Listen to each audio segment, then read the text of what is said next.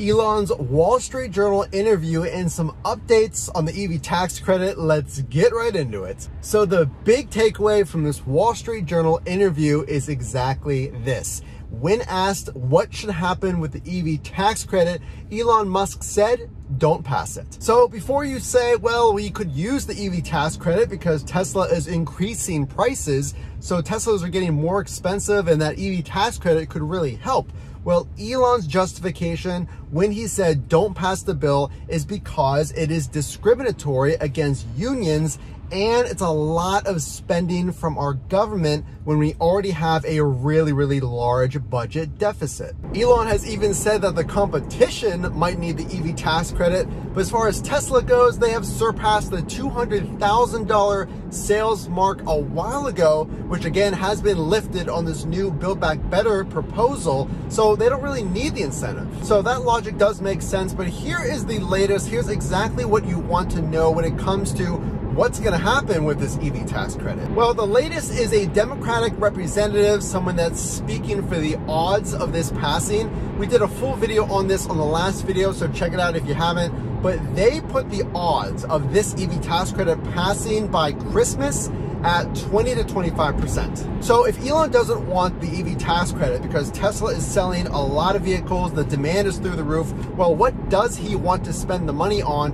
What did he say in addition to his comments on not to pass it? Well, Elon brought a really good point up, and he said that EVs are going to be the future, and he would like to see the government plan for this and invest in airports, better roadways, basically better infrastructure for when all of these EVs hit the road. He is not impressed. He has not seen action being taken to increase the infrastructure for the future of EVs. And Elon puts his money where his mouth is with the Boring Company already setting up tunnels in Las Vegas and in California and having a footprint in Texas that are providing an alternative route to traffic. Again, the Boring Company making those underground tunnels. So Elon said, don't pass it. And in typical Elon fashion, he did say that Tesla has made over 2/3 of the EVs nationwide, that they don't need the EV tax credit. And again, it's a lot of spending. And I would tend to agree. I think while a lot of us,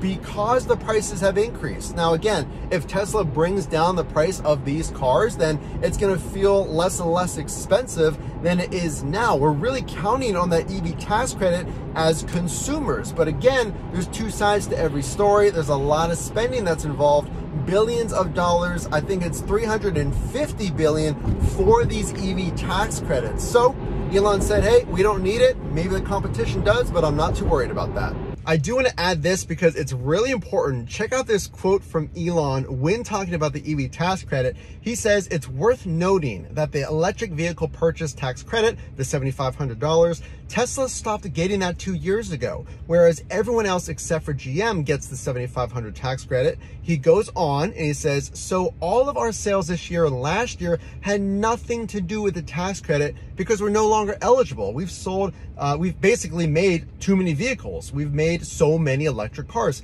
He goes on to say Tesla's made roughly 2/3 of all electric cars made in the United States. I'm not sure if people are aware of that. So that's a big factor. Elon's essentially saying, hey, we don't really need this tax credit. It's not going to incentivize new sales. We have no problem with the demand. So Tesla's made roughly twice as many EVs as everyone else has made. Honestly, I would just can the whole bill. Don't pass it. That's my recommendation, and that is per Elon Musk. So Elon talked about the new Cybertruck. This is a big announcement. This just came out today. He said it is going to be Tesla's best product ever, with Tesla jamming new technology and new features into this Cybertruck. So essentially, it seems like they're putting a lot of their chips on this Cybertruck. Yes, there's been a lot of hype, but the update from Elon just came out. This is new news. When should we expect production to begin? Well, just today, it was just recently, I believe, Elon said production will begin in 2023. And that's his mass production estimate. Now, could it happen sooner? Again, Giga Texas is kicking off.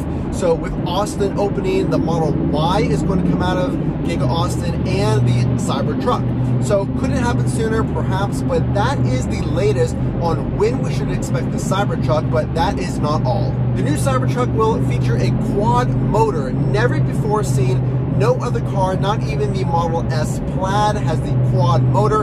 At most, they have a tri-motor right now, the current vehicles. So this will be an extremely powerful Cybertruck, and like Elon said, it'll be jam-packed full of new features. So lastly, some new information that just came out regarding the Cybertruck is that this update, a big update, will happen in January on the earnings call. So you want to make sure to stay tuned for this. If you're interested in the EV tax credit, if you're interested in the Cybertruck, you want to see when these changes happen. So what's next for the EV tax credit? Now that it is a low percentage that it's going to pass, are we going to get this EV tax credit, especially with Elon saying that they shouldn't pass it? He actually said, literally delete all incentives. He said he wants to completely get rid of all this spending. So knowing that, and knowing that the prices are increasing, and that there's a 20 to 25% chance of this EV tax credit, Build Back Better plan, passing, what is next? Well, the administration still wants to spend money on certain climate change issues and on the EV tax credit.